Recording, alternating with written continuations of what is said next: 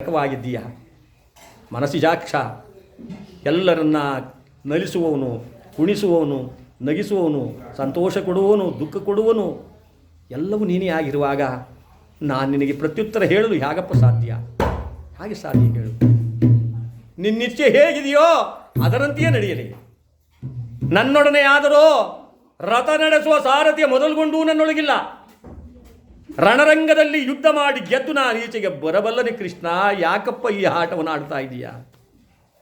ಧರ್ಮನಂದನ, ರಥ ನಡೆಸುವುದಕ್ಕೆ ಸಾರಥಿಯಾಗಿ ನಾನೇ ಬರ್ತೀನಿ ರಣರಂಗಕ್ಕೆ. ನನ್ನಲ್ಲಿರ್ತಕ್ಕಂಥ 7 ಅಕ್ಷೋಹಿಣಿ ಸೈನ್ಯವನ್ನು ನಾನು ಬೆಂಬಲ ಕೊಡ್ತೀನಿ. ಚಿಂತೆ ಮಾಡಬೇಡ. ನಾಳೆಯೇ ಧ್ವಜಪತಾಕೆ ಹಾರಲಿ, ರಣಗಂಬವನ್ನು ನಿಲ್ಲಿಸಿ, ರಣಕಹಳೆ ಮೊಳಗಿಸಿ ಯುದ್ಧ ಪ್ರಾರಂಭವಾಗಲಿ ಅಂದಾಗ ಯಾವ ಕೃಷ್ಣ ಪರಮಾತ್ಮನ ಮಾತಿನಂತೆ ಸಕಲ ಸಿದ್ಧತೆಯನ್ನು ಮಾಡಿದ್ದಾರೆ. ರಣಗಂಬ ನಿಲ್ಲಿಸಿದ್ದಾರೆ, ರಣಕಹಳೆ ಮೊಳಗುತ್ತಾ ಇದೆ, ಧ್ವಜಪತಾಕೆ ಹಾರಿದೆ, ರಣಬೇರಿ ಡಮ ಡಮ ಡಮ ಡಮ ಡಮ ಡಮ ಹೊಡಿತಾ ಇದ್ದಾರೆ.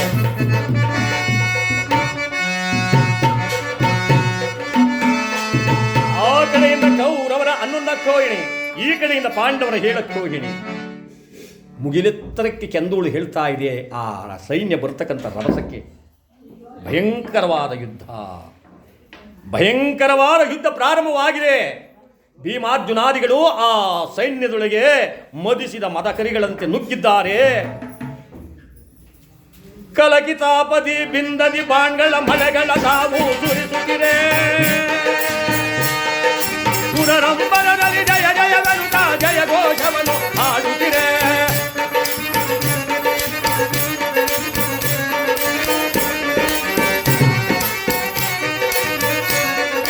ಹಲವರ ಕುಟ್ಟುತ್ತ ಕೆಲವರ ಮೆಚ್ಚುತ್ತ ನಡೆದಿರಲು ಆ ದುರವೀರ. ಜಯ ಜಯವೆನುತ ಜಯ ಘೋಷವನ್ನು ಪುನರಂಬರದಲ್ಲಿ ನಲಿಯುತ್ತಿದೆ.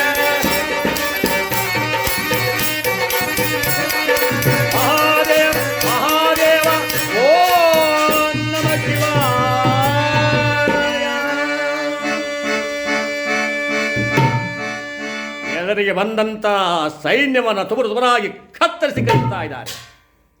ಬಾಣಗಳ ಮೇಲೆ ಬಾಣವನ್ನು ಹೂಡಿ ಯಾವ ಆ ಪಾರ್ಥ ಸೈನ್ಯವನ್ನೆಲ್ಲ ದಿನಕ್ಕೆ ನಾಶ ಮಾಡುತ್ತಾ ಇದ್ದಾರೆ. 21 ದಿವಸಗಳ ತನಕ ಬಿಡುವಿಲ್ಲದಂಥ ಮಹಾಯುದ್ಧ. ರಣರಂಗದಲ್ಲಿ ಆಯಾಸವಿಲ್ಲದಂತೆ ಹೋರಾಡ್ತಾ ಇದ್ದಾರೆ ಆ ಕೌರವರ ಮೇಲೆ ಪಾಂಡವರು. ಎಣದ ರಾಶಿಗಳು ಬೆಟ್ಟದಾಕಾರವಾಗಿದ್ದು, ರಕ್ತದ ಮಡುವು ದಳ ದಳ ದಳ ದಳ ದಳ ಹರ್ಕೊಂಡು ಹೋಗ್ತಾ ಇದೆ. ಮುತ್ತೈದೆ ತನವನ್ನು ಕಳೆದುಕೊಂಡು ಅದೆಷ್ಟೋ ಜನ ತಾಯಂದಿರು ಕಣ್ಣೀರಾಗ್ತಾ ಇದ್ದಾರೆ. ಮಕ್ಕಳನ್ನು ಕಳೆದುಕೊಂಡು ಪಾಪಿಯಾದಂಥ ಆ ಹೆತ್ತ ತಂದೆ ತಾಯಿಗಳ ಗೋಳು ಮುಗಿಲು ಮುಟ್ಟುತ್ತಾ ಇದೆ. ಭಯಂಕರವಾದ ಯುದ್ಧ. 21ನೇ ದಿವಸಕ್ಕೆ ಸರಿಯಾಗಿ 7 ಹೆಸರಿಲ್ಲದಂತೆ ಕೌರವರ ವಂಶ ಸರ್ವನಾಶವಾಗಿದೆ.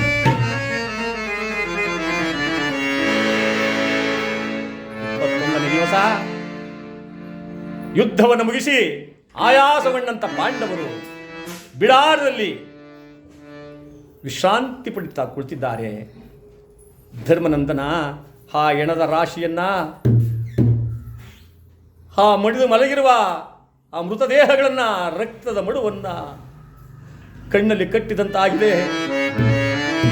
ಪರಮಾತ್ಮ, ಇಂತಹ ಘೋರ ಯುದ್ಧವನ್ನು ನೀನು ಯಾತಕ್ಕಾದರೂ ನೀನು ನಿರ್ಮಾಣ ಮಾಡಿದೆಯೋ ತಂದೆ. ಇಂದಲ್ಲ ನಾಳೆ ಎಲ್ಲರೂ ಕೂಡ ಈ ಜಗತ್ತನ್ನು ಬಿಟ್ಟು ಹೋಗಬೇಕು. ಅಂತಹ ಅಶಾಶ್ವತವಾದ ಭೂಮಿಗೆ, ಆ ಭೂಮಿ ಆಸೆಗೋಸ್ಕರ ನಮ್ಮಲ್ಲಿ ಯುದ್ಧವನ್ನು ಪ್ರಾರಂಭ ಮಾಡಬೇಕಲ್ಲಪ್ಪ ಎಂಬುದಾಗಿ ದುಃಖ ಪಡ್ತಾ ಕೇಳುತ್ತಂತೆ ಜನಾರ್ದನ. ಕೃಷ್ಣ, ಏನು ಧರ್ಮನಂದನ, ಒಂದು ಸಾರಿ ರಣರಂಗಕ್ಕೆ ಹೋಗೋಣ. ಯಾಕಪ್ಪ? ನಮ್ಮ ಕಡೆಯವರೆಲ್ಲರೂ ಕೂಡ ಮರಣ ಹೊಂದಿದ್ದಾರೋ ಅಥವಾ ನಮ್ಮ ಕಡೆಯವರು ಇನ್ನಾರು ಬದುಕಿದ್ದಾರೋ ಸ್ವಲ್ಪ ನೋಡ್ಕೊಂಡು ಬರೋಣ. ಆ ಮಹಾ ಯುದ್ಧದಲ್ಲಿ ನನಗೆ ನೋಡಬೇಕು ಅಂತ ಆಸೆ ಆಗ್ತಾ ಇದೆ. ಯುದ್ಧ ಮುಗಿದ ಮೇಲೆ ಅಲ್ಲಿ ಏನಿದೆಯೋ ಧರ್ಮನಂದನ? ಇಲ್ಲ ವಾಸುದೇವ, ಗುರುಗಳೇನಲಿಲ್ಲ. ವರ್ಣ ಮಾತ್ರ ಗುರು, ಒಂದು ಅಕ್ಷರ ಹೇಳಿಕೊಟ್ಟಂತ ಒಬ್ಬ ಗುರು ಅಂತ ಗುರುವನ್ನೇ ಕೊಂದು. ಪಿತಾಮಹನಾದ ಭೀಷ್ಮರಿನಲ್ಲಿಲ್ಲ. ಒಂದೇ ತಾಯ ಗರ್ಭದಲ್ಲಿ ರಕ್ತವನ್ನು ಹಜ್ಜಿಕೊಂಡು ಹುಟ್ಟಿದಂಥ ಒಡ ಹುಟ್ಟಿದ ಅಣ್ಣ ಕರ್ಣನಿನಲ್ಲಿಲ್ಲ. ಅವರು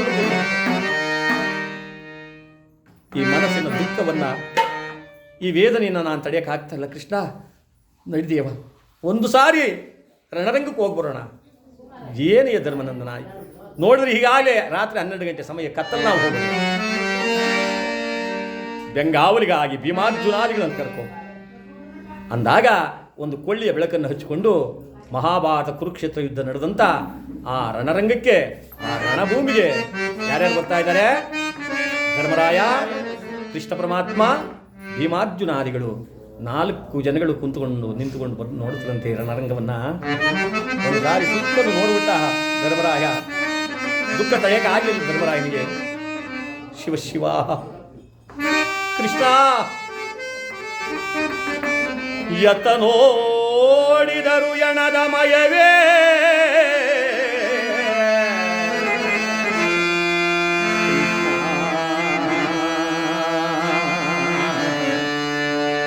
ಯತ ನೋಡಿದರು ಎಣದ ರಾಶಿಯೇ,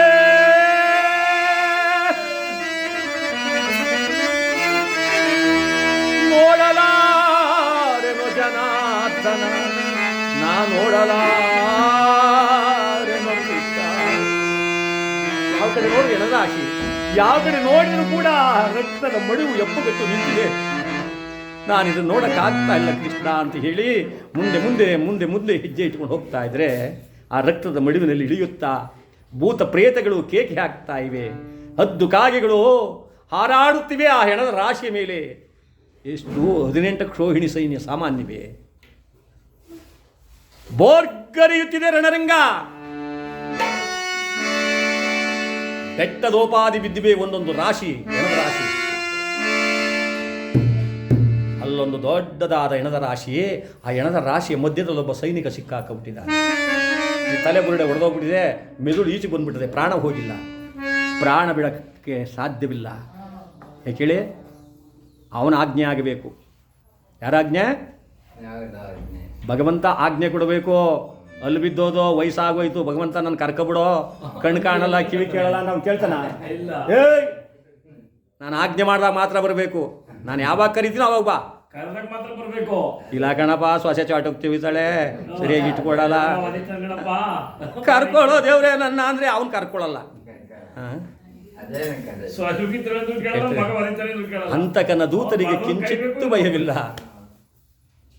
ಅಂದಾಗ ಯಾವ ಮಹಾನುಭಾವನಾಗ್ತಕ್ಕಂಥ ಆ ಭಗವಂತನ ಆಜ್ಞೆಯಂತೆ ಆ ಎಣದ ರಾಶಿ ಆ ಸೈನಿಕ ಪ್ರಾಣ ಬಿಡೋದಕ್ಕಾಗ್ತಾ ಇಲ್ಲ. ನೀರು ನೀರು ನೀರು. ಭೀಮಸೇನ ಯಾರೋ ಪಾಪ ನೀರು ಅಂತ ಇದ್ದಾರೆ ಕಣಿಯ ನೋಡಿಯ. ಸಾಯಲಾರು ಸಂಕಟ ಪಡ್ತಿರೋ ಈ ಸೈನಿಕನಿಗೆ ಸ್ವಲ್ಪ ಜಲ ತಗೊಂಡು ಬಾರಿ, ಇವನು ಪ್ರಾಣ ಉಳಿಸೋಣ. ಅಗ್ರಜ, ನಾನು ಈ ಕತ್ತಲಲ್ಲಿ ಜಲವನ್ನು ಎಲ್ಲಿ ಹುಡುಕಿಕೊಂಡು ಹೋಗಲಿ? ಒಂದು ವೇಳೆ ಜಲವನ್ನು ತಂದರೂ ತರಬಹುದು. ನಮ್ಮ ಕಡೆಯವನೇ ಆದ್ರೇನೋ ಸರಿ, ಆ ಕೌರವನ ಕಡೆಯವನಾದರೆ ಶತ್ರುವಿಗೆ ಉಪಕಾರ ಮಾಡೋದು ಸಾಧ್ಯವಿಲ್ಲ ಕೃಷ್ಣ. ಛೇಪಾಪಿ ಪ್ರಪಂಚವನ್ನೇ ಬಿಟ್ಟು ಹೋಗುವಾಗ ಶತ್ರುಗಳ್ಯಾರು, ಮಿತ್ರರ್ಯಾರು, ಹಿತರ್ಯಾರು, ಅಹಿತರ್ಯಾರು, ಬಂಧು ಯಾರು, ಬಳಗ ಯಾರು, ವೈರಿ ಯಾರಪ್ಪ? ಎಂತಹ ಕಡುವೈರಿ ಸತ್ರು ಕೂಡ ಒಂದು ಸೌದೆ ಕಡ್ಡಿ ಹಾಕ್ಬಿಟ್ಟು ಬರ್ತೀನಿ ಅಂತ ಹೋಗ್ತಾರೆ. ಒಂದು ಪತ್ರೆ ಹಾಕ್ಬಿಟ್ಟು ಬರ್ತೀನಿ ನಾನು. ಪ್ರಪಂಚ ಹೀಗಿರುವಾಗ ಅವರು ನಮ್ಮ ವೈರಿ ಆದ್ರೆ ನಾನೇನು ಮಾಡೋದು? ನೀರು ತರಕ್ಕಾಗಲ್ಲ ಅಂತೆಲ್ಲ. ಇದು ಯಾವ ನ್ಯಾಯನಯ್ಯ?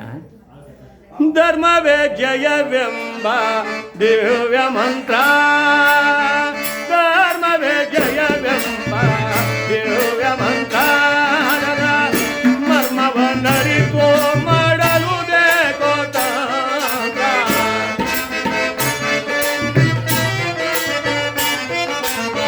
ಮರ್ಮವನ್ನರಿತು ಮಾಡಲು ಬೇಕೋ ತಂತ್ರ, ಧರ್ಮವೇ ಜಯವೆಂಬ ದಿವ್ಯ ಮಂತ್ರ.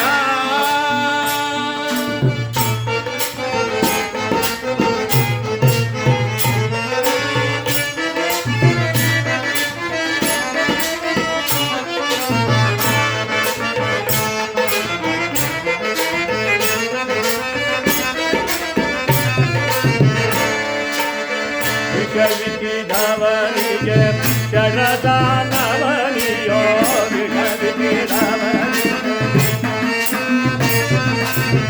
ವೇಷ ಮಾಡುವನ ಆದಿಸಲು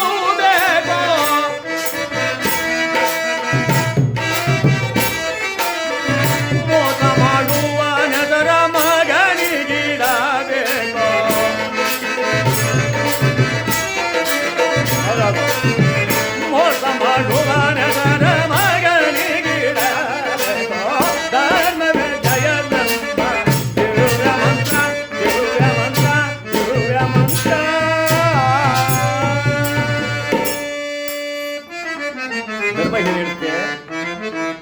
ವಿಷವಿಕ್ಕಿದವನಿಗೆ ಷಡ್ರಸಾನುಮನಿಯೇ. ಯಾರಿನಿಗೆ ವಿಷ ಹಾಕಬೇಕು? ಬಸ್ ಹಿಡಿದು ಒಬ್ಬನೇ ಬರ್ತದೆ ಕತ್ತಲಲ್ಲಿ ಒಂದೇ ಹೆಡ್ ಕಣಕಾಲು ಮುರಿಬೇಕು, ಯಾಗಾದರೂ ಮಾಡಿ ಇವನ್ನ ಸರ್ವನಾಶ ಮಾಡಬೇಕು ಅಂತ ಯಾರಂತಾರೋ ಅವರನ್ನೇ ವಿಷವಿಕ್ಕಿದವರಿಗೆ ಷಡ್ರಸಾನುಮನಿ.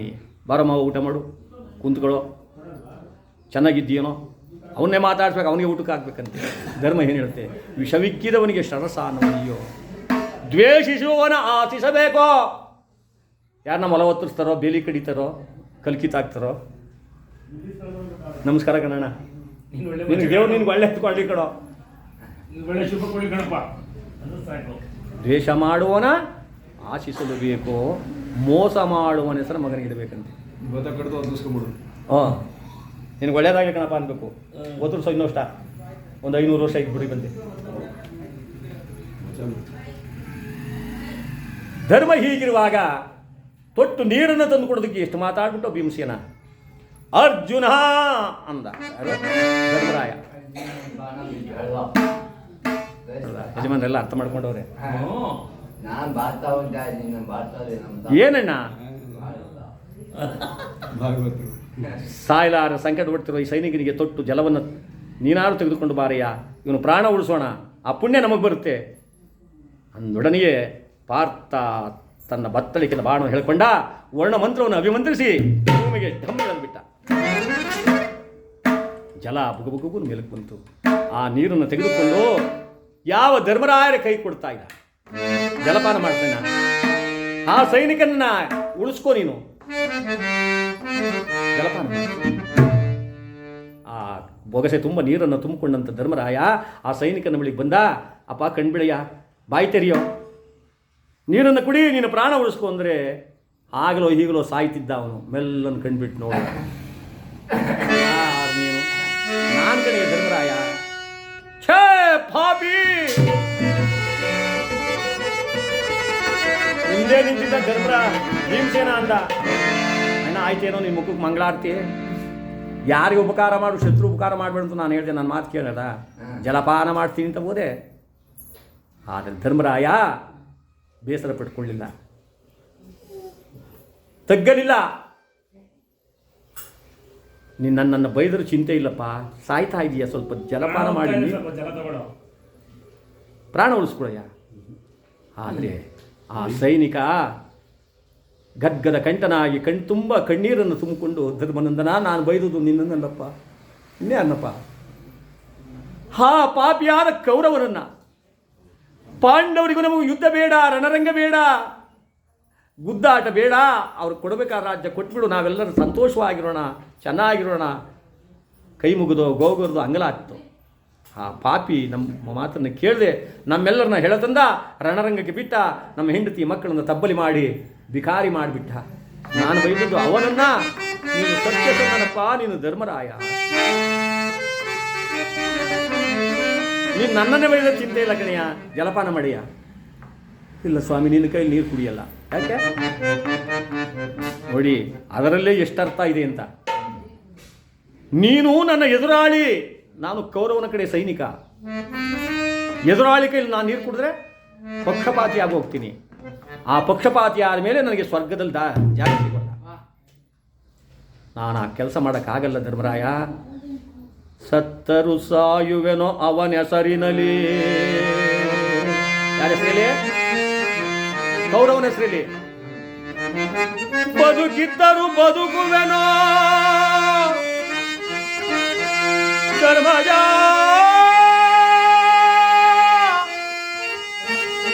ಧರ್ಮಜ,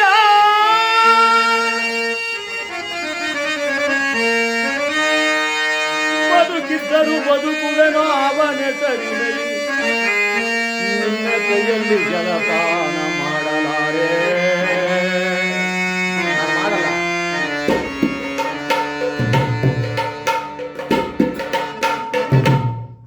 ಮಿಲಿಮಿಲನೆ ಒದ್ದಾಡಿ ಒದ್ದಾಡಿ ಒದ್ದಾಡಿ ತಕ್ಷಣ ಪ್ರಾಣ ಬಿಟ್ಟಿದ್ದ.